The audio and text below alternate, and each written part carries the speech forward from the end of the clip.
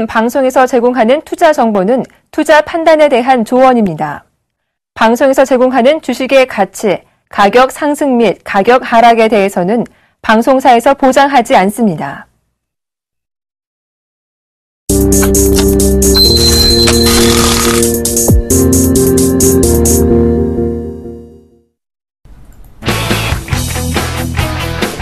안녕하십니까. 막상막하 투맨쇼 시즌2로 새롭게 인사드리는 김혜영입니다. 앞으로 막상막하 투맨쇼 시즌2에서는요. 이 토크 이슈 배틀 통해서 한 발 앞선 시장의 투자 전략 세워드리고요. 종목 추천 히든카드 통해서 알짜배기 종목도 챙겨드리겠습니다. 막상막하 투맨쇼 함께 하시면서 여러분들 계좌의 수익률 향상시켜 보시기를 바랍니다. 자, 그럼 한 방을 노리는 무리수가 아닌 진정한 투자 고수가 되기 위한 이들의 전투장이죠. 막상막하 투맨쇼 본격적으로 시작합니다.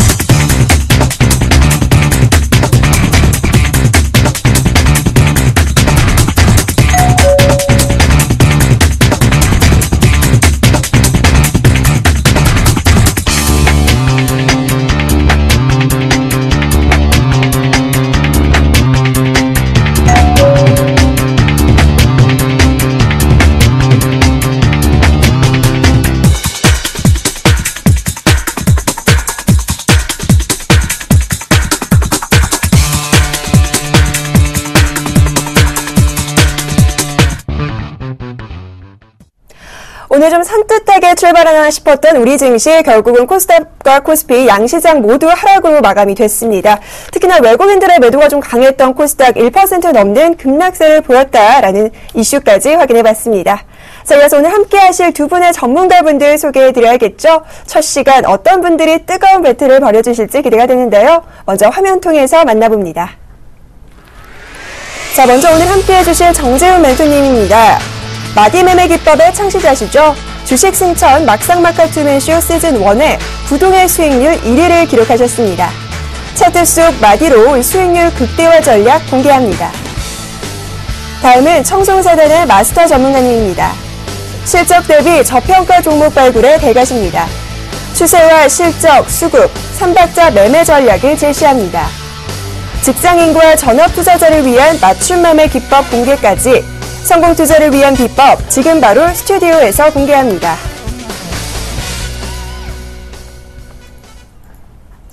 네, 막상막하 투맨쇼 시즌2 그 첫 포문을 화려하게 열어주실 두 분 모셨습니다. 두 분과 인사 나눠보겠습니다. 반갑습니다. 안녕하십니까. 네, 안녕하십니까. 네, 저희가 시즌2로 새롭게 인사드리는 만큼 두 분 모두 남다른 각오로 오늘 준비를 해오셨을 텐데요. 먼저 정재훈 멘토님의 각오부터 들어보겠습니다. 네, 막상막하 투맨쇼 시즌1 때, 수익률 1위를 좀 하고 있다 잠깐 하차를 했었죠. 수익률 차이가 너무 많이 나서. 그래서 요번에는요, 너무 많이 차이가 나지 않게 이렇게 적당하게 갈 수 있도록, 그렇게 하도록 하겠고요. 그리고 시즌2에도 마찬가지로, 시즌1 때처럼 좋은 종목군들, 그 다음에 투자를 해볼 만한 그런 종목군들 많이 소개를 시켜 드릴 테니까요. 많이 시청해 주시기 바랍니다. 자, 부동의 1위, 수익률 1위셨던 만큼 대단한 자신감이신데요. 시즌2에서도 활약 기대해보겠습니다. 자, 이어서 마스터 전문가님에도 각오 들어보도록 하죠. 네, 막상막하 투맨쇼를 통해서 처음 인사를 드리게 된 마스터 전인석 전문가입니다. 부동의 1위 수익률을 하신 전재훈 멘토님을 하게 돼서 굉장히 부담스러운데요. 제가 가지고 있는 어떤 기법, 노하우라든가 종목을 보는 법, 그런 것들을 이번 시간을 통해서 좀 쏟아붓고, 이 프로를 시청하시던 시청자분들에게도 투자에 도움이 될 만한 그런 종목들을 좀 많이 소개하도록 최선을 다하도록 하겠습니다. 자, 역시나 마스터 전문가님의 활약도 저희가 기대해 보도록 하겠습니다. 자, 이어서 오늘 시장 상황 분석 먼저 해봐야 할 텐데요. 정재훈 멘토님과 먼저 이야기 나눠보도록 하겠습니다. 자, 전문가님, 네. 멘토님, 저희가요, 오늘 시장 상황 코스피와 코스닥 양시장 모두 결국 하락으로 마감을 했고요. 주도주가 부재한 가운데 종목별 차별화 장세가 좀 펼쳐지지 않았나 싶습니다. 어떻게 보셨습니까?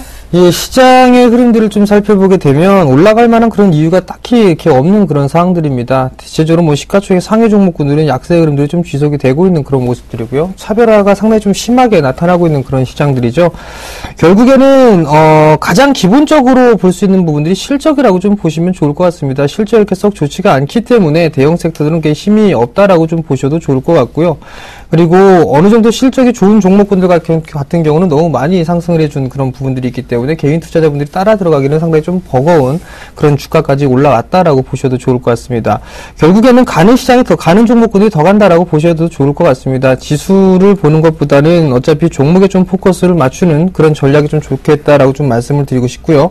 그리고 과거에는 뭐 대형주라고 하게 되면은 굴뚝주들을 좀 많이 선호하는 그런 개인 투자자분들이 있습니다. 많이 빠졌기 때문에 그들을 좀 저가 매수를 해보는 그런 전략을 투자 포인트로 좀 잡으시는 개인 투자자분들도 많이 계실 것 같은데요. 그때하고 지금하고는 상황이 좀 많이 달라졌습니다. 그렇기 때문에 지금 상황에서는 많이 빠진 주식보다는 올라갈 수 있는 그런 주식들을 좀 보시는 게 좋을 것 같고요. 또 한 부분들은 일단 가는 주식군들 위주로 좀 봐야 되는 그런 상황들이기 때문에 결국 그들 주식들이 향후에 다가올 3분기 실적이 좀 좋은 종목군들이기 때문에 그들 위주로 좀 포커스를 맞추시는 전략, 그 부분들이 가장 중요하지 않을까라고 좀 판단이 되고요. 오늘 같은 경우 보게 되면 삼성전자와 현대차 이런 종목군들이 상승을 했단 말이죠. 반대로 다른 종목군들은 안 좋은 그런 모습들이 나타났습니다. 특히나 이제 롯데케미칼 같은 경우는 신저가의 모습들을 좀 보여주고 있는 그런 모습들이고요. 결국에는 한마디의 주가에 급락이 나왔었습니다. 실적이 안 좋을 것이다, 부진할 것이다 이런 얘기들이 좀 나오면서 급락이 나왔던 그런 모습들을 놓고 봤을 때는요. 지금에서는 이 탑다운 방식으로 좀 보는 것보다는 바텀업 방식으로 좀 보는 전략이 좀 더 좋을 것이다라는 점입니다. 누군가 사주는 그런 종목군들이 기술적인 분석상에서 올라가고 있는 그런 종목군들이기 때문에 그들 종목군들 좀 보는 게 좋을 것 같고요. 그러한 종목군들이 바로 이제 10월 달에도 추가적인 상승을 할 수 있는 그런 종목군들이기 때문에 이제 누가 많이 사주는, 즉 외국인이 됐든 기관이 됐든 많이 사줄 수 있는 그런 종목군들 위주로 접근을 해나가는 전략이 좋다라고 좀 말씀드리겠습니다. 네, 오늘도 역시나 이 개인 투자자분들이 투자하기에는 참 힘든 장세가 아니었나 싶습니다. 이 10월달 전략도 함께 세워주셨는데요. 가는 종목의 추세가 이어질 것이다라는 말씀 들어봤습니다. 자, 이어서 마스터 전문가님과도 오늘 시장 상황 분석을 좀 해봐야 할 텐데요. 전문가님, 그나마 오늘 외국인들이 오늘 적은 양이긴 하지만 매수로 좀 들어오면서 시장 입성한 모습, 긍정적인 시그널이 좀 아닐까 싶습니다. 네, 아무래도 그 코스닥하고 코스피장하고 커다란 차이가 있는 게 뭐냐면은 코스닥 같은 경우는 액면가 총액제입니다. 그렇기 때문에 밸류에이션이라는 게 나올 수가 없죠. 하지만 코스피 같은 경우는 시가총액제입니다. 그렇기 때문에 거기에 따른 밸류에이션이 나옵니다. 퍼라든가 혹은 PBR라는 어떤 객관적인 수치가 나오기 때문에 그런 수치들로 인해서 저가 매수가 들어온다는 거죠. 오늘 그 코스피 시장을 보면 외국인들이 지금 현물 좀 매수를 해줬고 또 선물 쪽에서도 매수가 들어오는 모습을 보이고 있습니다. 그러니까 하방 지수는 어느 정도 확보가 되어 있다는 거죠. 자, 그런데 그러면 과연 올라갈 때 어떤 걸 사야 올라갈 것인가 라는 질문에는 참 힘듭니다. 올해, 특히 2014년 올해 들어서면서 가장 재밌는 아는 거 뭐냐면은 여러분들이 증권 방송이라든가 아니면 주식 시장을 보실 때 주도주, 주도업종 이런 말들을 좀 듣기가 힘드셨을 겁니다. 한때 올 여름, 4월 올 때까지는 SK하이닉스가 좀 치고 올라갔는데 SK하이닉스를 빼놓고서는 시가총액 큰 종목들 중에서 치고 올라가는 종목이 없었다라는 거죠. 그만큼 개인 투자자들이 좋아할 만한 종목들이 지금 못 올라가고 있기 때문에 개인 투자자분들의 수익률은 별로 좋지가 않고 또 기관이라든가 외국인들만 소폭 이익을 내는 그런 좀 지루한 장사가 이루어지고 있습니다. 아까 좀 전에 정재훈 멘토님께서 좋은 말씀 해주셨는데 결국은 주식은 실적입니다. 지금 이제 9월 말이니까 9월 말 요번에 이제 끝나면 10월 달에 들으면서 이제 며칠 안 남았죠. 10월 달 되면서 실적 장세로 이어지게 되는데 자, 정말 실적이 좋아지는 종목 분들에 대해서 좀 많은 포커스를 둬야 되고 그런 관심을 가져야 되고요. 그래서 하나 더 팁을 드린다면은 실적이 3분기, 이번 3분기만 좋아지는 종목이 아니라 3분기하고 4분기 연속해서 실적이 좋아지는 종목을 가지고 포커스를 맞추고 투자를 하신다면은 올 연말까지 좀 시장 대비 초과하는 시장 상승률 대비 초과하는 수익률을 올릴 수 수 있지 않을까? 자, 그런 생각이 듭니다. 네, 역시나 마스터 전문가님이 역시 실적 시즌이 도래하고 있는 가운데 3, 4분기 모두 실적이 좀 좋은 종목으로 찾아보자라는 말씀까지 챙겨주셨습니다. 자, 그런데요, 정재훈 멘토님. 네. 앞서서 바텀업과 탑다운 방식에 대해서 말씀을 좀 해주셨는데요. 네. 어떤 차이가 있을까요? 그냥 단순하게 얘기를 하게 되면은요, 이 탑다운 방식은 위에서부터 훑고 내려온다라고 좀 생각을 하시면 될 것 같습니다. 뭐, 세계 경기를 좀 보고, 그 다음에 업종을 보고, 그다음에 종목을 보고, 수급을 보고, 이런 식으로 들어간다면, 바텀업 방식 그 반대라고 좀 보시면 될 것 같습니다. 누가 많이 사고, 그 종목을 보고, 업종을 보고, 섹터를 보고, 시황을 보고, 이런 식으로 좀 하고 있는데, 지금 시장에서는 차별화가 좀 상당히 심하게 진행이 되고 있는 그런 상황들이기 때문에, 반대로 역으로 아래에서부터 위로 훑고 가는 그런 전략이 좀 상당히 좋다라고 말씀을 드리고 보고 싶고요. 그러한 방법이 아마도 4분기 때까지도 이러한 흐름들로 좀 하게 된다라면 시장에서는 좀 좋은 결과가 날 수 있을 것이다라는 말씀까지 좀 드리고 싶습니다. 네, 시장을 이길 수 있는 전략 챙겨봤고요. 자, 이어서 마스터 전문가님과 다시 한번 또 이야기 나눠볼 텐데요. 전문가님, 오늘 코스닥이 굉장히 많이 밀렸습니다. 그런데 비중 많이 챙기고 계신 분들은 어떻게 대응 전략 좀 세워보면 좋을까요? 아, 그렇죠. 코스닥 시장이라는 게 참 이게 대응하기 힘듭니다. 왜 네. 대응하기 힘드냐면은 조금 전에 말씀드렸던 것처럼 코스피 같은 경우는 시가총액제이기 때문에 퍼나 PBR 개념이 나오기 때문에 그리고 밸류에이션 잣대가 나오는데 코스닥 같은 경우에는 밸류에이션 하는 게 없습니다. 그냥 500, 550, 450 이런 수치, 단지 그 수치지, 그 수치가 절대적으로 지지나 저항을 의미하지 않습니다. 그런데 코스닥 업종 차트를 좀 보시면은 정고점을 뚫다가 지금 또 주저앉는 모습을 좀 보이고 있습니다. 오늘 2% 넘게 빠지는 그런 1.45% 정도 넘게 빠지는 그런 모습을 보이고 있는데요. 코스닥 비중이 많으신 분들은 지금 현금 확보를 해두시는 게 좋은 투자 전략인 것 같습니다. 코스닥이 만약에 1.45% 정도 빠지게 되면은 개별 종목들은 많게는 4%에서 10% 이상 많이 빠집니다. 그러면은 코스닥이 다시 1% 반등한다 하더라도 개별 종목들은 코스닥이 1% 반등한 만큼 반등하지 못하거든요. 오히려 더 빠지거나 정체되는 그런 모습을 보입니다. 그렇기 때문에 코스닥, 방금 전재훈 멘토님께서 탑다운 방식, 그 다음에 바텀업 방식 말씀해 주셨는데, 코스닥은 지금 탑다운 방식으로 지금 코스닥 시장이 어려우면은 개별 업종을 쳐다보시고, 개별 종목을 쳐다보시고, 개별 종목이 지금, 차트가 무너지는 것 같다, 수급이 꼬이는 것 같다 그러면은 과감하게 손절할 거 손절하시고, 현금 확보를 하신 다음에 다시 한번 코스닥 시장이 반등이 되는, 그러니까 반등의 시그널은 수급이 되겠죠. 수급을 확인하시고, 다시 한번 코스닥 시장을 접근하시는 게 좀 좋은 것 같습니다. 한마디로 말씀드리면은, 네. 좀 터시고 그 다음에 저가에서 다시 매수하는 전략이죠. 네, 코스닥 시장에서 현금화 전략 말씀해 주셨는데요. 정재훈 멘토님께서는 과연 여기에 동의하실까요? 예, 일단 만약에 이 코스닥을 매도를 했을 때 과연 이 거래소 시장으로 이동을 할까라는 부분들 한번 생각을 해봐야 될 것 같습니다.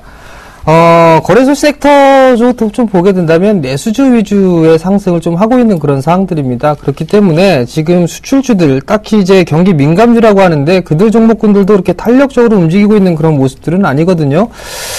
코스닥 시장이 많이 올라간 거는 사실입니다. 그렇지만 차별화가 진행이 되고 있는 그런 상황들이고, 최근에 외국인들의 보유 비중이 11%대까지 갔다가 다시 이제 10% 안쪽으로 좀 밀려 내려오는 그런 모습들인데, 과거 2000년도에 기록했던 그 11%짜리 때를 넘어섰다가 다시 밀려 내려오는 그런 모습들이거든요. 지금 당장으로만 따져보게 된다면 어느 정도 조정은 좀 있을 겁니다. 다만 이제 여기서 생각해봐야 될 부분들은 코스닥 시장에서 현금을 만들고 난 이후에 거래소 쪽으로 이동을 했을 때 과연 얼마만큼 수익이 날 것이냐라는 부분들을 좀 한번 생각해 볼 필요성이 있을 것 같고요. 그리고 코스닥 종목군들, 괜찮은 종목군들을 갖고 있었을 때 좀 조정을 맞더라도 갖고 있는 그런 종목군들이 수익률이 좀 어떤 부분들이 더 좋을 것이냐라고 좀 생각을 해봤을 때는 저는 여전히 코스닥 쪽에 있는 종목군들이 좀 더 좋다라고 좀 생각을 하고 있습니다. 그 이유는 지금 시가총액 상위 종목군들, 코스닥 쪽의 종목군들을 좀 살펴보게 된다라면, 자, 화면을 좀 보시면서 말씀을 드려보도록 하겠는데요.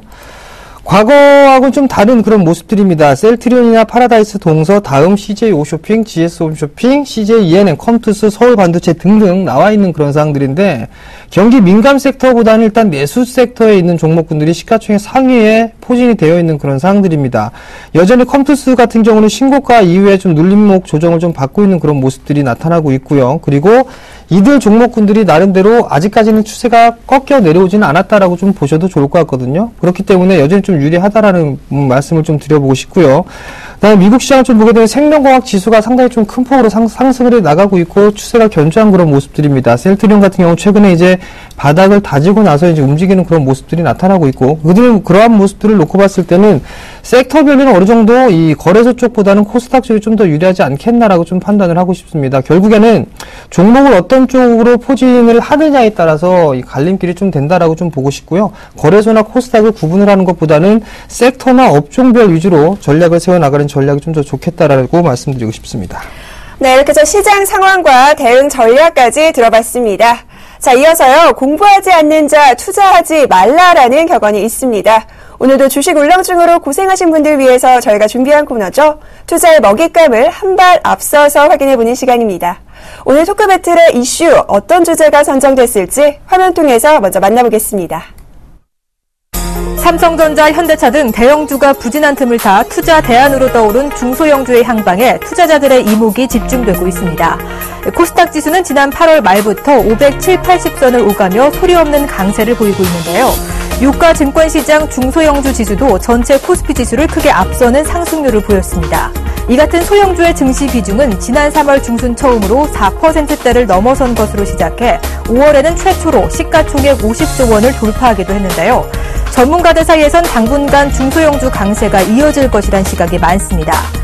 삼성전자와 현대차가 끝이 보이지 않는 동반 부진에 빠지면서 철강, 화학, 조선 등 주요 경기 민감주도 또렷한 상승 동력을 찾지 못하고 있기 때문인데요. 대형주의 부진 속에 조용한 질주를 하고 있는 중소형주, 과연 계속 달릴 수 있을까요? 아니면 과거처럼 코스닥 지수 580선을 꼭지점으로 다시 큰 폭으로 떨어질까요? 잠시 후 스튜디오에서 이와 관련된 본격적인 토크 배틀이 시작됩니다.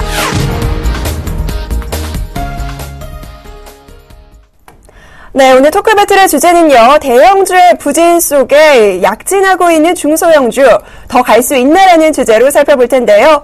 대형주냐 중소형주냐 오늘 저희가 그 확실한 대답을 드리겠습니다. 자, 두 분의 뜨거운 한판 대결이 기대가 되는데요. 먼저 정재훈 멘토님부터 어떤 생각 갖고 계신지 들어보도록 할게요. 네, 대형주들이 좀 많이 빠졌습니다. 사실 오늘 같은 경우도 뭐 신저가 종목군들을 좀 속출하는 그런 모습들이 나타났는데요. 아마도 이 중소형주는 좀 더 유리한 그런 시장이 전개가 될 것이다라고 좀 개인적으로는 판단을 하고 있습니다. 대충 이 화면을 좀 보시면서 말씀을 드려보도록 하겠는데요.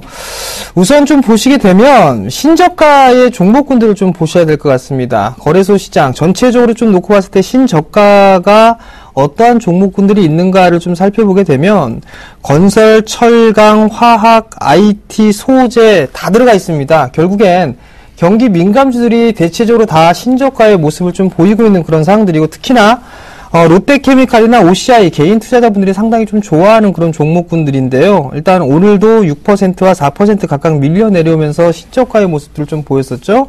삼성 SDI도 마찬가지로 0.5% 가까이 밀려 내리면서 신저가의 모습을 보였는데요. 이러한 종목군들은 다 한 가지로 좀 압축을 해볼 수가 있을 것 같습니다. 실적이 좀 좋지 않다. 이 부분들 때문에 매기가 들어오지 않는다라고 좀 보셔도 좋을 것 같습니다. 결국 이러한 모습들 때문에 상대적으로 중소형주가 좀 더 유리한 그런 모습들이 전개가 될 수밖에 없다라고 좀 보셔도 좋을 것 같고요. 두 번째 부분들을 좀 살펴보게 되면 거래 대금이 좀 감소가 되고 있는 그런 부분들입니다. 기관 쪽에서는 사실 돈이 없습니다. 또 하나 외국인 쪽 같은 경우 꾸준하게 매수를 해주고 있는데 단기적으로 좀 매도가 나오는 그런 부분들이 좀 발생을 하고 있고요. 결국 외국인 쪽에서 매도가 나와주는 그런 모습들을 보였을 때 기관 쪽에서 매수를 해줘야 되는데 자금이 없으니까 매수를 해주지는 못하고 있습니다. 근데 외국인 쪽에서 일단 이 부분들은 외국인들의 자금 이탈은 아니다라는 부분들을 다시 한번 좀 말씀을 드리고 싶습니다. 결국에는 다시 매수를 해줄 것이다라고 좀 판단을 하고 있는데요. 그 근거를 좀 살펴보게 된다라면 항상 누누이 좀 말씀을 드렸던 부분들입니다. 엔캐리 트레이드 자금이 충분히 좀 들어올 수가 있을 것 같고요. 중국에 보유하고 있는 게 달러를 상당히 좀 많이 보유하고 있죠. 재투자를 하게 된다면 중국에서 우리나라 시장으로 자금이 유입될 수밖에 없는 그런 구조고요. 또 하나는 유로 양적 완화 지속해주고 있는 그런 모습들입니다. 결국 미국이라는 그 시장, 즉 금리 인상에 대한 그런 부분들이 좀 걱정, 우려 때문에 잠깐 매도가 좀 나온다라고 좀 생각을 하셔도 좋을 것 같거든요. 그렇기 때문에 거래 대금이 좀 부진한 그런 모습들이 나타나고 있지만 장기적으로, 중장기적으로 봤을 때는 다시 거래 대금은 늘어날 수밖에 없다라고 좀 보셔도 좋을 것 같습니다. 세 번째 부분들을 보시게 되면 중국 내수 정책에 대한 영향력을 좀 확대가 될 수밖에 없다라고 좀 보셔도 좋을 것 같은데, 중국 시장 같은 경우를 보게 되면 정책적으로 좀 틀립니다. 과거에는 경기 부양책을 상당히 좀 활용을 많이 했었는데 지금 같은 경우는 소비 촉진입니다. 그 부분들 때문에 지금 주도주가 엇갈린다라고 좀 보셔도 좋을 것 같거든요. 자, 우선 제가 준비한 화면을 좀 보시면서 말씀을 좀 드려보도록 하겠습니다. EPS 전망치를 좀 보실 수가 있을 것 같은데요. 1개월 전 대비 변화에 대한 그런 부분들을 좀 살펴보게 된다라면 지속적으로 우리나라 시장만 EPS가 좀 감소가 되는 그런 모습들입니다. 대체적으로 삼성전자를 좀 들 수가 있을 것 같은데요. 삼성전자 지금 어닝시에 3조 9천억대까지 나와주고 있는 그런 모습들이거든요. 결국에는 실적이 나와주지가 않기 때문에 대형주가 가지 못한다라고 좀 보셔도 좋을 것 같습니다. 다음 화면을 보시게 되면 한국 품목별 대중 수출 현황을 좀 보실 수가 있을 것 같은데 아마 이 글씨이기 때문에 이렇게 자세히 좀 안 보이실 거예요. 그 부분들을 보게 되면 증가를 하고 있는 그 부분들이 반도체 쪽이 있고요. 그다음에 무선 통신기기, 반도체 제조용 장비, 이들만 수출이 좀 증가를 하고 있고, 나머지 화학이라든가 아니면 자동차 부품 조금 늘어났고요. 석유화학 쪽, 그 다음에 컴퓨터 쪽, 플라스틱 제품이나 광학기기, 이런 쪽 같은 경우 감소를 해주고 있는 그런 모습들이거든요. 이들만 놓고 보더라도 우리나라에서 올라가고 있는 종목군들이 중국의 영향을 좀 받고 있다라고 좀 보셔도 좋을 것 같습니다. 왜냐하면 우리나라에서 사실 실질적으로 많이 수출하는 국가가 중국입니다. 그 부분들을 영향력을 좀 무시할 수가 없을 것 같은데요. 다음 화면에 한국의 국가별 수출 증감률을 좀 보시게 된다라면 유일하게 중국만 감소로 전환을 하고 있습니다. 금융위기를 겪고 나서 경기가 회복이 되면서 미국이나 일본, EU, 아시아 쪽 같은 경우는 증가가 되거나 아니면 감소가 축소가 되는 그런 모습들이 나타나고 있는데 유난히 중국 같은 경우는 감소로 전환되는 그런 모습들이 나타나고 있거든요. 이 부분들은 사실 경기 민감주들은 좀 좋지 않은 그런 부분들이다라고 좀 보셔도 좋을 것 같습니다. 단적인 예로 화학주를 상당히 좀 안 좋게 말씀을 드리는 부분들은 중국 시장에서 자급자족을 좀 하고 있는 그런 모습들입니다. 얼마 전이죠.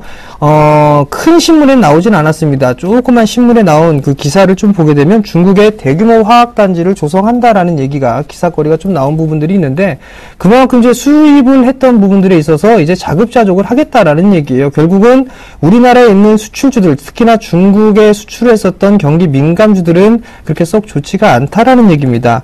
결국 중소형주가 좀 더 유리한 그런 모습들이 나타날 수밖에 없다라고 좀 보셔도 좋을 것 같거든요. 특히나 이 대형 섹터보다는 중소형주가 실적이 좀 더 좋은 그런 종목군들이 많이 있습니다. 또 하나는 정부 정책에 맞물리는 그런 종목군들이나 테마성의 흐름들을 보더라도 중소형주가 좀 더 탄력적으로 움직일 수 있는 그런 부분들이고요. 마지막 화면을 좀 보시게 되면 내수주와 수출주의 시가총액 비중 추이를 좀 보시게 되면 항상 등락이 있습니다. 빨간색 선 같은 경우를 좀 보시게 되면 내수 쪽이고요. 그 다음에 검정색 선이 수출주의 시가총액이다라고 좀 보셔도 좋을 것 같은데 항상 주기적으로 반복되는 시가총액이 높았다가 낮아지는 그런 반복적인 그런 모습을 좀 보였었거든요.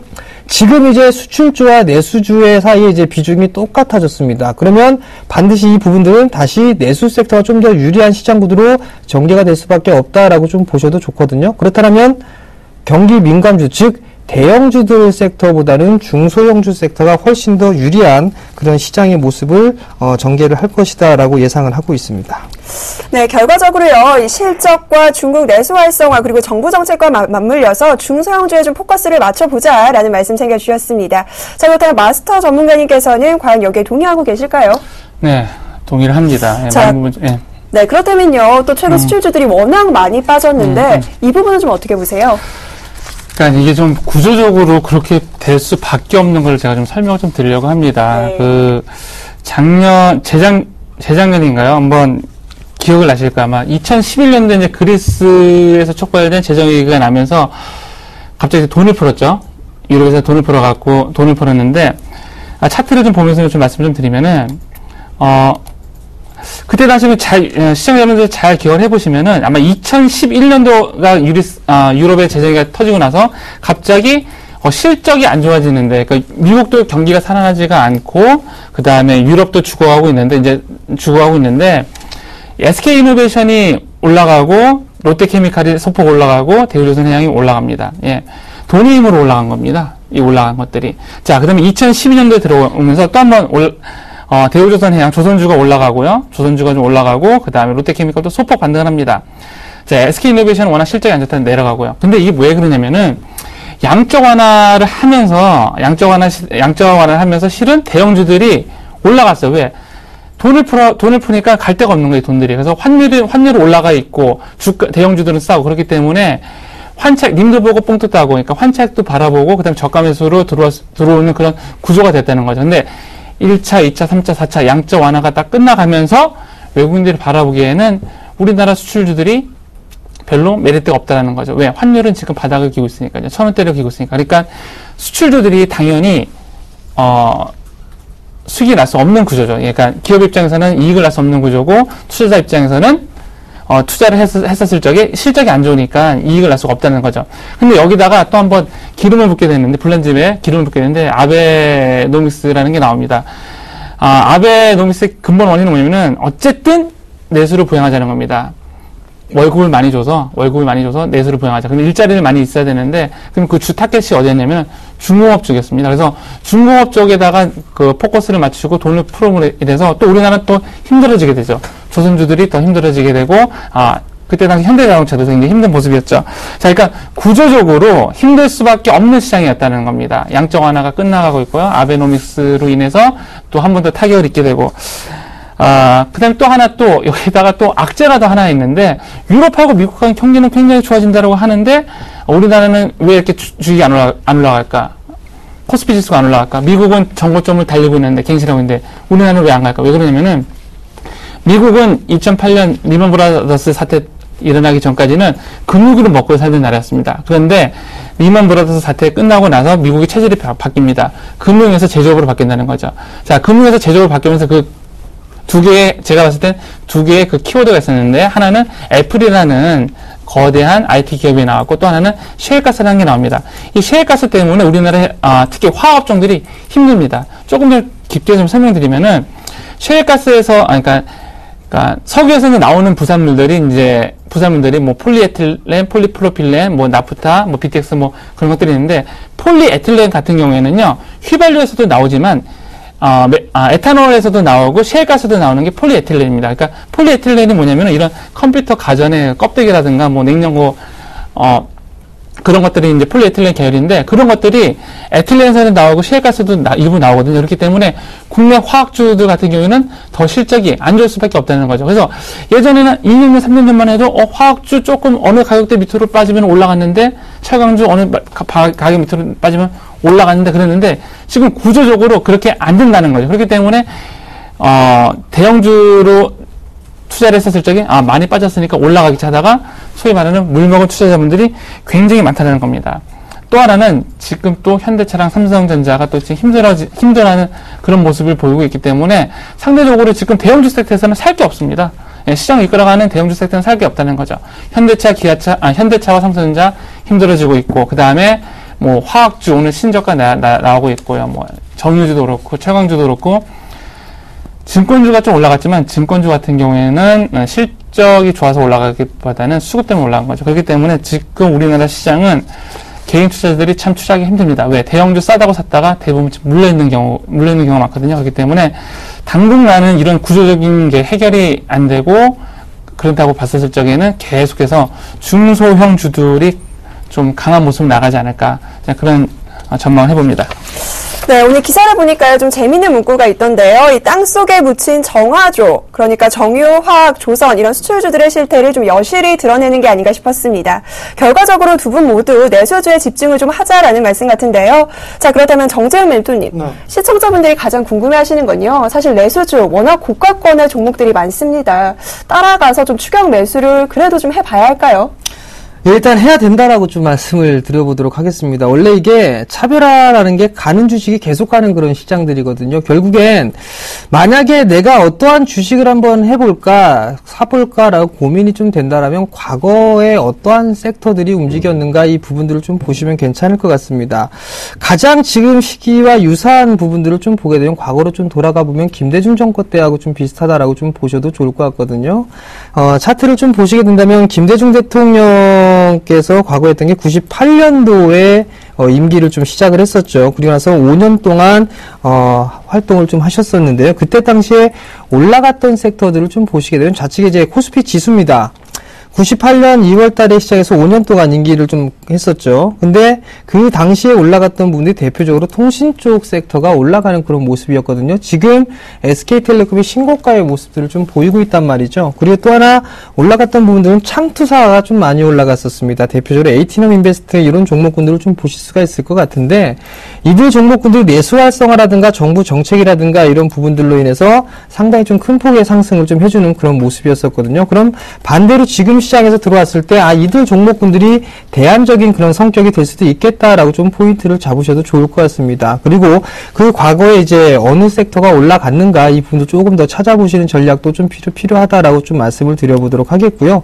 내수 섹터는 좀 더 추가적으로 상승을 할 여력은 충분히 있다라고 좀 보셔도 좋을 것 같습니다. 특히나 내수 섹터 중에 시세의 흐름들이 좀 나지 않은 그런 종목군들도 있고 시세의 흐름들이 나고 있는 그런 종목군들이 있는데요. 시세 흐름들이 나고 있는 그런 종목군들을 좀 보게 되면 대체적으로 기관 쪽이나 외국인 쪽에서 매수를 많이 해놓고 있는 그런 상황들입니다. 특히나 연기금 쪽에서 비중이 좀 많은 그런 종목군들이 좀 탄력을 받을 수 있는 그런 상황들이거든요. 그렇기 때문에 연기금에 대한 보유 비중, 즉 비중을 언제쯤 늘렸는가 그 부분들까지 함께 체크를 해보시는 전략을 좀 취한다면 좀 더 좋을 것 같고요. 일봉 차트를 좀 보면서 대응을 해보시는 것보다는 주봉 차트를 좀 보시면서 대응을 해나가는 전략을 좀 말씀을 드리고 싶습니다. 네, 주봉 차트 확인하면서 대응 전략 세워보자라는 말씀까지 챙겨봤습니다. 자, 그렇다면 마스터 전문가님께서도 여기에 동의를 좀 하실까요? 고가권에서의 추격 매수 어떻게 보세요? 우리가 흔히 주식 투자하면서 이제 맨날 하는 그 오류가 뭐냐면은, 내가 저거를 살려고 했었는데 너무 올라서 못 샀어. 그러다가 안 샀는데, 어느 날 보니까 더 올라가는 경우가 있습니다. 그죠? 더 올라가고, 이제 그만 올라가겠지 했는데, 보니까 안 샀는데 또 올라가고. 그죠. 그런 종목 많습니다. 그런 종목 굉장히 많죠. 그런 종목 굉장히 많습니다. 이제 차트를 보면 좀 말씀을 드리면은요, 일단 대상이라는 종목이 그렇습니다. 대상이 그렇고요. 그 다음에 벽산, 그 다음에 하츠, 그 다음에 KCC, 이런 종목들. 이거 정말 많이 올라갔는데, 내려가겠지만 어느새 다 올라가고 있어요. 이 공통점이 뭐냐면은요, 정부 정책 관련주입니다. 정부 정책 관련주. 그러니까 벽산이라든가 하츠라든가 KCC 같은 경우에는 리모델링 관련주죠. 그러니까 정부의 정책에 등을 입고 그 다음에 실적이 이제 이어지는 종목들이 계속해서 올라간다는 거죠. 차트적으로 좀 설명을 드리면 이런 종목의 하나 같은 특징이 뭐냐면 정배열이라는 겁니다. 정배열. 그러니까 21선, 61선, 120선, 241선이 꾸준히 정배열이 되면서 꾸준히 올라가는 종목. 이런 종목들을 좀 올라타야 된다고 생각이 듭니다. 지금 낙폭과대주를 만약에 들어가면은 싸서 좀 이렇게 좀 잠깐 수익을 볼 수 있지만 구조적으로 변하지가 않았다는 거거든요. 화학주도 그렇고 철강주도 그렇고 정유주도 그렇고 구조적으로도 변하지 않은 그런 섹터에서 잠깐 가격이 많이 내려갔다고 해서 들어갔다가 또 물리는 경우가 많습니다. 그러니까 여기가 지하 1층인 줄 알았는데 알고 보니까 지하 2층 혹은 지하 3층, 4층까지 가는 경우가 있거든요. 반대의 경우죠. 다 올라간 것 같은데 더 올라가는 거 있듯이. 그렇기 때문에 낙폭과대주보다는 그래도 저는 지금 시장에서는 그래도 잘 올라갔던 종목을 조정이 나왔었을 적에 좀 매수하는, 소위 말하는 기술적 분석 눌림목이죠. 눌림목 매매가 그래도 조금 덜 기다리고 기회비용도 줄이고 수익을 좀 더 많이 낼 수 있는 그런 매매를 할 수밖에 없는 장이지 않은가 좀 그런 생각이 듭니다. 자, 낙폭과대 저가 메리트가 있는 섹터분은요, 아무래도 내수주 관련 쪽이 오히려 낫다라는 말씀 챙겨주셨고요. 자세한 종목은 저희가 이후에 히든카드에서 알려드리도록 하고요. 자, 이렇게 뜨겁게 펼쳐본 한판 승부 두 분의 의견 화면 통해서 다시 한번 정리합니다. 자, 먼저 오늘 주제 대형주 부진 속 조용한 질주, 중소형주 계속 달릴까라는 주제로 펼쳐봤는데요. 먼저 정재훈 멘토님의 의견입니다. 중소형주 강세는 지속될 것이다라는 말씀 챙겨주셨고요. 이어서 마스터 전문가님 역시나 개별 중소형주 강세는 이어질 전망이다라는 말씀 챙겨주셨습니다.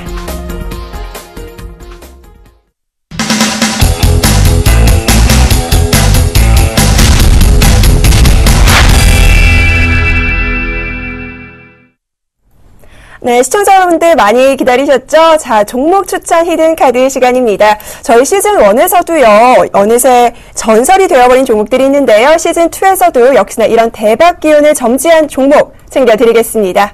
자, 두 분의 출연자분들 어떤 종목 챙겨오셨을지 궁금한데요. 먼저 화면 통해서 만나보시죠. 자, 먼저 정재훈 멘토의 종목입니다. 오늘 KG ETS 갖고 오셨습니다. 자, 추천 포인트는요, 한 4가지 정도 꼽아주셨는데요. 환경에 대한 관심이 증폭되고 있는 가운데 양호한 수급 상황이 이어지고 있다라는 포인트 잡아주셨습니다. 자, 두 번째로요, 마스터 전문가님의 종목입니다. 캔스테 코리아라는 종목 오늘 갖고 오셨는데요. 추천 포인트 살펴보도록 하죠. 자, 역시나 4가지로 정리를 해주셨습니다. 연비 규제 정책에 따른 수혜가 기대가 되고요. 호실적과 성장 개선에 대한 기대감이 작용된다라는 말씀 챙겨주셨습니다. 네, 먼저 두 분의 종목 추천 히든 카드 저희가 화면 통해서 공개를 해봤습니다. 첫 시간인 만큼 아무래도 좀 강력한 종목을 준비하시지 않을까 싶은데요. 자, 우리 시청자분들이 두 종목 중에서 어떤 종목을 좀 노려봐야 내일 시장에서 승리할 수 있을지 궁금해하실 것 같습니다. 먼저 정재훈 멘토님께 가져오신 종목부터 좀 확인해 보도록 하죠. 네. 자, 투자 포인트, 어떤 매력 포인트를 좀 어필할 수 있을까요?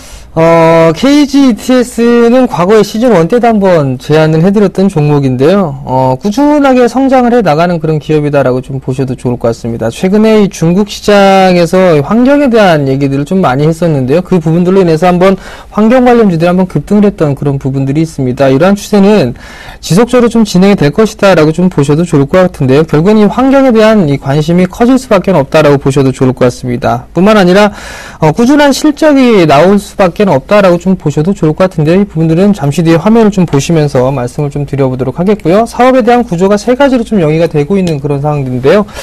자, 일단 화면을 좀 보시면서 말씀을 좀 드려보도록 하겠습니다. 첫 번째 화면을 좀 보시게 되면 홈페이지죠. 저는 항상 할 때 홈페이지를 좀 보면서 말씀을 좀 드리는데요.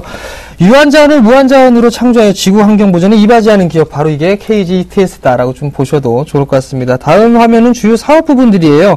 환경 사업을 좀 주로 하고 있는 그런 상황이죠. 신재생 에너지 사업을 하고 있고요. 그 다음에 전자 소재 사업을 좀 영위를 하고 있는데, 이 신재생 에너지 같은 경우 스팀이나 전력 생산을 할 수 있는 그런 상황들이고요. 그 다음에 폐자원을 이용을 해서 전자 소재 사업까지도 좀 진행을 한다라고 좀 보셔도 좋을 것 같습니다. 폐기물을 수집을 해서 폐기물을 처리를 하고, 폐기물 같은 경우는 이렇게 일단 나눠서 진행을 하는 부분들이기 때문에 메리트가 있고요. 사업에 대한 비중을 보시게 되면 3가지 사업으로 좀 영위를 하고 있죠. 신소재 쪽과 환경, 에너지 쪽에 각각 25%, 32%, 그리고 43%의 사업을 해 나가고 있다라고 보셔도 좋을 것 같습니다.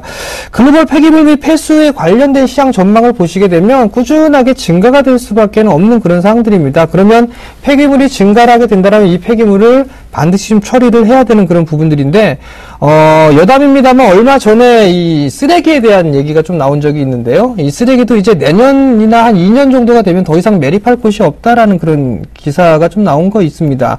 결국 시간이 지나면 지날수록 이 환경에 대한 관심이 좀 높아질 수밖에 없다라고 좀 보셔도 좋을 것 같습니다. 폐수 관련된 시장 전망은 지속적으로 좀 커질 수밖에 없는 그런 상황들이기 때문에 이 동사의 실적도 당연히 좋아질 수밖에 없다라고 좀 보셔도 좋을 것 같고요. 다음 화면을 보시게 되면 시아 멀티 테크노밸리가 있습니다. 지금 공사 중인데요. 이 지역엔 거의 KG ETS가 독점을 하고 있다라고 좀 보셔도 좋을 것 같습니다. 그렇다는 얘기는 안정적으로 수익을 좀 창출해낼 수 있다라는 포인트가 되기 때문에 실적에 대한 두려움이나 이런 부분들은 없다라고 보셔도 좋을 것 같습니다. 자, 시와 산업단지 내 섬유화학업체의 추이를 보시게 되면 마찬가지로 꾸준하게 증가가 되겠죠. 그 꾸준하게 증가가 된다는 얘기는 폐기물이 좀 많이 나올 수밖에 없다라는 얘기입니다. 그 폐기물이 많이 나오게 된다라면 KG ETS가 다 처리를 하겠죠. 그만큼 수익은 늘어날 수밖에 없다라고 좀 보셔도 좋을 것 같습니다. 자, 다음 화면을 보시게 되면 국내 산화동에 대한 점유율을 좀 보실 수가 있을 것 같은데요. 몇몇 기업들이 있는데 지금 파란색으로 되어 있는 KG ETS가 시장 점유율이 제일 높습니다. 이 산화동을 이용을 해서 재처리를 하는 그런 과정들, 자원을 좀 재활용을 할 수 있는 그런 부분들이기 때문에 나름대로 괜찮은 그런 모습들이고요. 마지막으로 제일 중요한 부분들을 좀 보시게 되면 안정한 매출처를 확보하고 있다는 얘기입니다. 즉 일감이 상당히 좀 많다라는 얘기겠죠. 그렇기 때문에 매출에 대한 걱정을 그렇게 크게 할 필요성은 없다. 결국은 사업부별 실적 추이를 좀 보시게 되면 안정적인 성장이 좀 진행이 되고 있는 그런 상황들이 지속이 될 수밖에 없는 그런 상황들이고, 이러한 관심은 시간이 지날수록 더 증가가 될 수밖에 없다라고 좀 보셔도 좋을 것 같습니다. 그렇기 때문에 이 KG ETS는 관심 있게 좀 보셔도 좋을 것 같은데, 단기적인 것뿐만이 아니라 중장기적으로도 관심 있게 좀 보셔야 된다라는 점 말씀드리도록 하겠습니다. 자, KG ETS 강력한 한방 종목이 되지 않을까 싶은 생각이 드는데요. 자, 마스터 전문가님, KG ETS에 대응할 만한 또 강력한 종목 갖고 나오셨잖아요. 제가 매력 포인트 짚어보도록 하죠. 네, KG ETS 제가 사야겠네요. 예. 솔깃하셨어요? 예, 솔깃했습니다. 보는데 아주 저거를 만약에 제가 만약 봤으면 저도 추천할 만한 그런 좋은 종목인 것 같습니다. 좀 너구리 있고 좀 봤는데요. 예, 또 제 종목을 좀 소개하도록 하겠습니다. 네. 저는 이제 그 자동차 부품줄 하나 좀 가지고 왔습니다. 이제 캐스텍 코리아인데 이 회사는 주물 회사입니다. 주물 형상을 뜨는 회사인데, 글로벌 완성차 업계에서 가장 커다란 그런 화두를 보면은 연비입니다, 연비. 어떻게 하면은 연비를 줄일까, 이 규제를 벗어날까, 오로지 그런 생각밖에 안 하거든요. 그럼 여러 가지 방법이 있습니다. 일단은 뭐 전기차를 만드는 방법이 있고, 또 하나는 배터리를 교환하는, 전기 배터리 만드는 방법이 있고, 또 하나는 차 무게를 가볍게 하는 방법이 있습니다. 또 하나 방법은 뭐냐면은 하여튼 연비 규제라는 게 결국에는 유해가스를 좀 절감하자는 거거든요. 그러면은 유해가스를 좀 적게 낼 수 있는 그런 방법을 고안해야 되는데, 지금 캐스텍 코리아가 만드는 부품 중에 터보차저라는 부품이 있습니다. 이 부품이 뭐냐면은 배기가스가 나가게 되면은 그 배기가스를 잡아두고 다시 엔진에다가 강제로 공기를 공급함으로써 엔진의 출력을 높이고, 그 다음에 질소 산화물을 좀 줄이는 그런,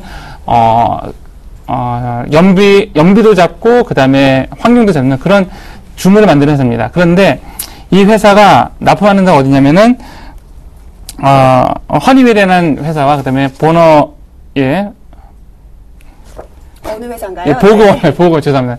보고원이라는 회사에다가 투자를 했는데, 이 회사가 터보차저의 약 60%에서 70%의 시장 점유율을 가지고 있습니다. 근데 더 매력적인 게 뭐냐면은, 예전에는 이 터보차저라는 이 부품을 어디다가 썼냐면은 RV 차량에다 많이 썼습니다. 그 다음에 길 가다가 보시면은 차 뒤에 보면은 VGT라는 뭐 그런 문구가 있을 겁니다. 그런 문구가 뭐냐면은 가변 형상 터보차저라는 건데, RV 차량으로 갔다가 그 다음에 어떻게 보면 승용차 중에서 디젤 차량으로 옮겨갔죠. 그런데 더 매력적인 거 보면 이게 가솔린 차량으로 이제 옮겨진다는 겁니다. 그전에 왜 가솔린 차량으로 이게 못 만들었냐면은 전원 방식이 다르기 때문에 가솔린 차량으로 못 나갔거든요. 그렇기 때문에 앞으로도 가솔린 차량으로 만약에 이게 확대가 된다고 했었을 적에는 시장 점유율의 커다란 마켓쉐어를 갖고 있는 캐스텍 코리아가 굉장히 수혜를 입을 거라는 판단이 들었습니다. 그렇기 때문에 이 캐스텍 코리아 같은 경우에는 연비에 관심이 있는 완성차 업체라면은, 특히 가솔린에다가 포커스를 만들고 있는 회사라면은 반드시 이 캐스텍 코리아의 제품이 좀 필요하다고 생각이 됩니다. 실제로 그 캐스텍 코리아 같은 경우에는 허니웰을 통해서 벤츠나 BMW, 아우디, 폭스바겐, 토요타 등에다가 지금 납품을 하고 있거든요. 그렇기 때문에 2015년도서부터 이제 제품을 만들기 시작하는데, 만약에 이게 가시화가 된다면은 지금서부터 시작해서 내년도까지도 좀 중장기 투자할 만한 종목으로 좀 적합하지 않은가, 그런 생각이 들어서 캐스텍 코리아를 가지고 나왔습니다. 네, 캐스텍 코리아 조금은 생소한 종목이 아니었나 싶었는데요. 추천 포인트 듣다 보니까 모래알의 진주가 될 수도 있겠다라는 생각이 좀 들었습니다.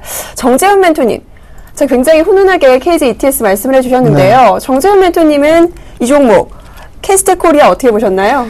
캐스텍 코리아도 사실 이게 관심에 있던 종목입니다. 일단 오늘 종목 검색을 쭉 하다 보니까 캐스텍 코리아 좀 눈에 들어온 부분들이 있는데, 시장 점유율 상당히 좀 높은 부분들은 있습니다. 근데 한 가지 확인해야 될 부분들은, 이게 주로 보니까 유럽 쪽에 있는 자동차 회사와 거래를 좀 많이 하는 걸로 좀 알고 있거든요. 그러면 지금 시장에서 이제 환율적인 부분들을 좀 체크를 해봐야 될 것 같거든요. 그렇죠. 근데 아직까지 이게 보니까 유로로 좀 결제를 하는 것 같더라고요. 근데 지금 흐름들을 좀 보게 되면 조금 안 좋은 그런 흐름들이 좀 전개가 되고 있거든요. 환율 쪽 같은 경우를 보게 된다라면. 그러면 실적에 대해서 증가가 되는 그런 부분들은 있지만 이 환율적인 부분들 때문에 자동차 섹터가 올라가지 못한단 말이죠. 그럼 이 부분들도 같이 덩달아 못 올라가지 않을까라는 지금 그런 생각을 하는데요. 만약에 이제 환율적인 부분이 만약에 문제가 된다면 그렇게 좀 생각하시면 될까요? 예전에는 만약에 하나를 팔았던 그런 시장이라면은 2개, 3개를 만에 팔 수 있는 그런 시장이라면 환율적인 부분은 충분히 커버가 될 거라고 예상이 되어집니다. 그리고 또 이 완성차 업체에서는 가솔린 어떻게든 연비를 잡아야 되는데 부품 하나로 인해서 연비도 잡고 환경에 대한 규제로 피해 나갈 수가 있다고 한다면은 캐스텍 코리아는 꼭 그 완성차 업체에서는 꼭 취해야 되는 머스트헤브 아이템이 아닌가, 예, 그런 생각이 드네요. 어떻게 궁금증이 과거에 답변이 좀 되셨나요? 과거 보게 되면 이렇게 튜닝이라고 좀 하잖아요. 예. 예전에. 근데 튜닝을 해갖고 자동차를 좀 타고 다니고 그런 부분들이 좀 많이 문제가 좀 됐었는데 이제 법제화가 좀 됐단 말이죠. 개방을 해주고 그렇게 하면서 충분히 이제 성장할 수 있는 그런 충분한 동력은 좀 될 거다라고 좀 생각을 하는데 최근에 오게 되는 게 자동차 차량 경량화 쪽이나 아니면 2차 전지 쪽이나 이런 쪽에 있는 종목군들이 좀 많이 올라가는 모습을 좀 보였었거든요.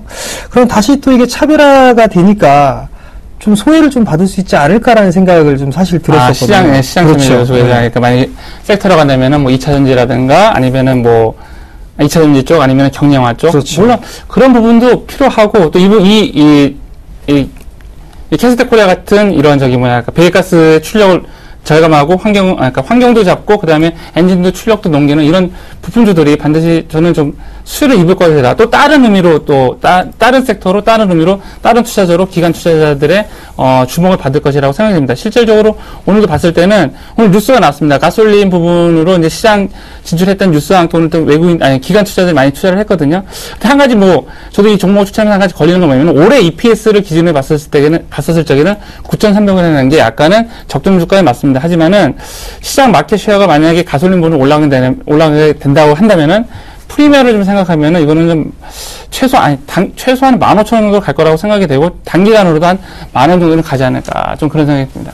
네, 이어서요 이제 KT 코리아에 대해서는 여기까지 들어보고요. 아무래도 이런 우려감에 관한 부분들 해결을 좀 잘 해주신 것 같은데요. 그렇다면 마스터 전문가님, 정재훈 멘토님이 추천해 주셨던 KG ETS는 좀 단점이나 우려감이 좀 없을까요? 저도 캐스텍 코리아를 항상 추천하면서 이게 주가의 발목 잡는 여러 가지 요소들이 있습니다. 네. 그 요소들이 뭐냐면은 코스닥 종목 같은 경우에는 BW 물량이거든요. 근데 오버 이슈는 혹시 있는지 없는지 좀 궁금하네요. KGTS 같은 경우 500 이슈 부분들은 아마도 있는지 없는지 그 부분들은 확인을 안 했습니다. 다만 제가 말씀을 드릴 수 있는 그런 부분들은 성장을 좀 해 나갈 수 있는 그런 부분들이 충분히 좀 있다라는 부분에 포커스를 좀 맞추셔야 될 것 같습니다. 지금 그렇진 않고서는 신고가의 흐름들이 좀 나타날 수 있고 그 다음에 최근에 이 확인을 해본 바에 의하면 500 이슈나 이런 부분들, 즉 BW 물량을 좀 많이 얘기들을 합니다. 그 BW 물량을 가지게 된다라면 시세의 흐름들이 날 수가 없다라는 그런 얘기들을 좀 많이 하거든요. 단적인 예로 몇 종목만 보면서 좀 말씀을 드려보도록 하겠습니다. 네. 자, 에코플라스틱이라는 기업이 있습니다. 에코플라스틱 같은 기업을 보시게 되면 신고가의 좀 흐름을 기록을 했었죠. 기록을 하고 난 이후에 지금 잠깐 눌림목 조정을 좀 받고 있는 그런 모습들입니다. 얼마 전에 BW 행사를 했죠. BW 행사를 하고 난 이후에 눌림목 조정을 주고 난 이후에 다시 상승을 해주는 그런 모습들이 좀 나타났습니다. 이뿐만 아니라 다른 종목도 상당히 좀 많이 있습니다. 다만 이 KG ETS 같은 경우는 충분히 외국인 쪽과 기관 쪽에서 꾸준하게 매수를 해 나가고 있는 그런 모습들이 전개가 되고 있고요. 그 다음에 급등락이나 이런 부분들보다는 차근차근 올라갈 수 있는 그런 섹터이기 때문에 충분히 매수에 대한 포인트를 좀 충분히 잡아도 좋다라고 좀 말씀을 드리고 싶고요. 그 성장성에는 변함이 없다라고 좀 보시는 게 좋을 것 같습니다. 네, 오버행 이슈보다는 수급을 좀 보자라는 말씀 챙겨주셨습니다. 저희 시간이 더 있었으면 더 많은 이야기 듣고 싶은데요. 좀 아쉬움이 남지만 이 모든 결과는 수익률로 저희가 또 계속해서 확인시켜 드리도록 하겠습니다. 자, 이어서 저희가 매매 전략 세워봐야 할 텐데요. 정재훈 멘토님부터 KG ETS 매매 전략 살펴주시죠. 네, 차트를 보시면서 말씀을 좀 드려보도록 하겠습니다. 우선 좀 보게 되면 오늘 종가가 5,820원 정도의 잠깐 수급적인 부분들을 좀 보셔야 될 것 같은데 외국인 쪽과 기관 쪽에서 꾸준하게 매수를 해주는 그런 모습들이 나타나고 있죠. 기관 쪽 같은 경우는 4거래를 연속적으로 좀 매수를 해주고 있고요. 그 다음에 외국인 쪽 같은 경우 2거래를 연속적으로 좀 매수를 해주고 있는 그런 모습들이 긍정적이다라고 좀 보셔야 될 것 같습니다. 자, 그럼 차트를 좀 보시면서 말씀을 드려보도록 하겠는데요. 네.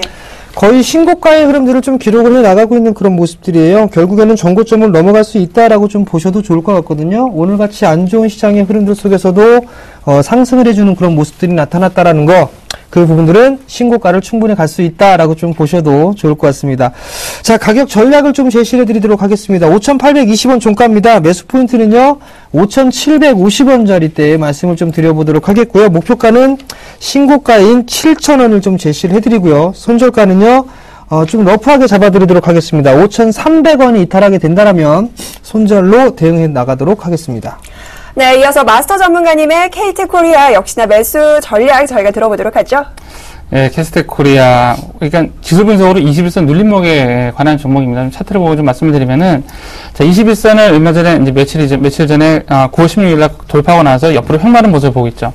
조정에는 두 가지가 있습니다. 가격 조정이 있고요. 그 다음에 기간 조정이라고 있는데, 센 거는 가격 조정이 아닌 기간 조정이거든요. 캐스텍코리아 지금 기간 조정을 끝내고 오늘 수급이 들어오고 위로 올라가는 모습을 보이고 있습니다. 목표가는 일단은 뭐 매수가서부터 좀 말씀을 드리면 매수가는 지금 9,380원인데요. 9,100원대에 좀 대놓고 좀 기다렸으면 좋겠습니다. 9,100원에 대놓고요. 그 다음에 손절가는 21선 눌림목 종목이니까요. 21선이 손절선이 돼야 되겠죠. 그 다음에 목표가는 한 최소한 저는 이 종목을 9,100원에 사서 최소한 10% 정도 수익을 좀 나야 된다고 생각하거든요. 목표가는 1,100원, 수수료까지 포함하면 1,100원 정도까지 보유를 하고 있으셔도 괜찮을 거라 생각이 듭니다. 네, 이어서 이 두 분이 제시해주신 종목 저희가 화면 통해서 다시 한번 정리해드리겠습니다.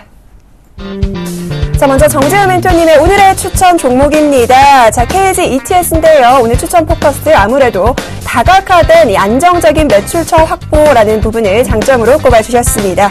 자, 이어서 매매 전략 살펴보면요.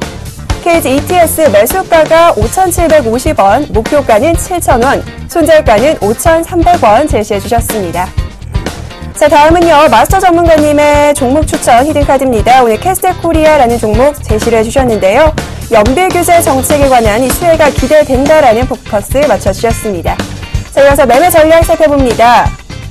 캐스텍코리아 매수가 9,100원, 목표가는 1,100원, 손절가는 8,500원 제시하셨습니다. 검색창에 샘플러스를 입력하시고 전문가 방송을 클릭하시면 서울경제 특급 전문가들이 여러분의 수익률을 책임집니다. 주식 투자 샘플러스와 함께하세요. 막상막하 투맨쇼 시즌2 오늘 첫 방송 어떠셨나요? 앞으로도 저희는 여러분들이 수익률 싸움에서 승자가 되실 수 있도록 도움 말씀 계속해서 이어드리도록 하겠습니다. 자, 오늘 함께 하신 두 분 여기서 보내드려야 할 것 같네요. 오늘 말씀 고맙습니다. 감사합니다. 수고하셨습니다. 네, 저희가 준비한 소식은 여기까지입니다. 내일 이 시간도 역시나 차별화된 전략과 알짜배기 종목 갖고 찾아뵙도록 하겠습니다. 내일 이 시간 다시 찾아뵙도록 하죠. 함께해 주신 여러분 고맙습니다.